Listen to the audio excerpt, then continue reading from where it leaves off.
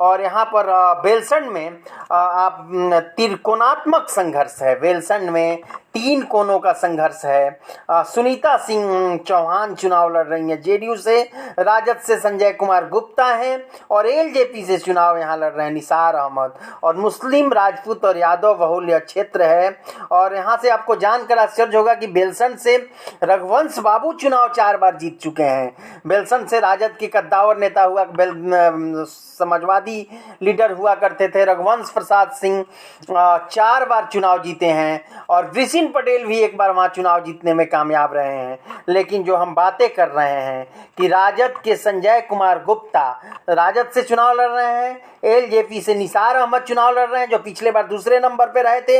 यहाँ 3 कोनों की लड़ाई है, एलजेपी और जेडीयू और राजद, 3 कोनों की लड़ाई बेलसंड में चल रही है। कौन बाजी मारेगा कहना अभी जल्दबाजी होगी, कारण कि सुनीता सिंह चौहान जो कि चर्चाएं हम कर रहे हैं कि वह पिछले बार जेडीयू से विधायक वहां से बनी थी सुनीता सिंह चौहान, और लगातार संजय गुप्त हैं 2005 3 बार सुनीता सिंह चौहान 3 बार विधायक रही हैं। 2005 में विधायक रही हैं, फरवरी में 10 में और 15 में विधायक रही हैं। और संजय गुप्त 1 बार विधायक रहे राजद से, लगातार चुनाव लड़ते हैं। पिछले बार उनकी टिकट कट गई थी कारण कि यह सीट जेडीयू को चली गई थी।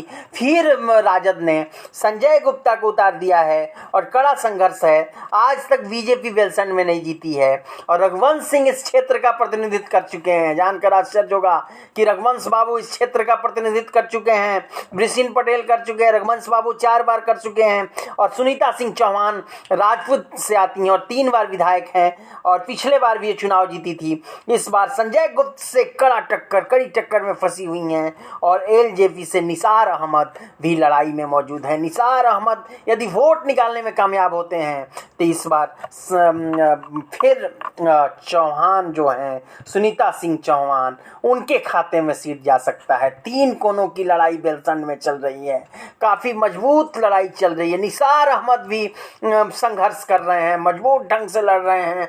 3 कोनों की लड़ाई बेलसंड में।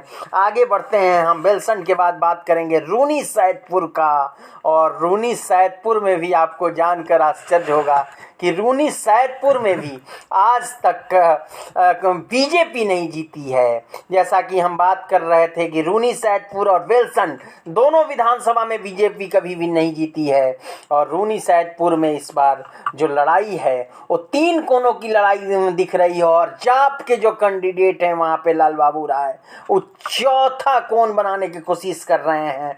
यहाँ से लोजपा से गुड्डी देवी हैं जो पिछले चुनाव में 3 नंबर पे रही थी और पंकज मिश्रा पिछले चुनाव में दूसरे नंबर पे रहे थे रालोसपा के टिकट पर और इस बार पंकज मिश्रा जेडीयू के टिकट पर चुनाव लड़ रहे हैं। जेडीयू के टिकट पर पंकज मिश्रा चुनाव लड़ रहे हैं। यानी कि कहने का तात्पर्य है कि रूनी सैदपुर में 3 कोन की लड़ाई चल रही है। गुड्डी देवी जो कि लोजपा से हैं, पंकज मिश्रा जो जेडीयू से हैं और राजद से यहाँ पे कैंडिडेट हैं मंगीता देवी जो वर्तमान में विधायक भी हैं। मंगीता देवी राजद से हैं, वर्तमान में विधायक भी हैं। पंकज मिश्रा पिछले बार भी चुनाव लड़े थे, 14,000 से हार हुई थी। पंकज मिश्रा तीसरे नंबर पे रहे थे।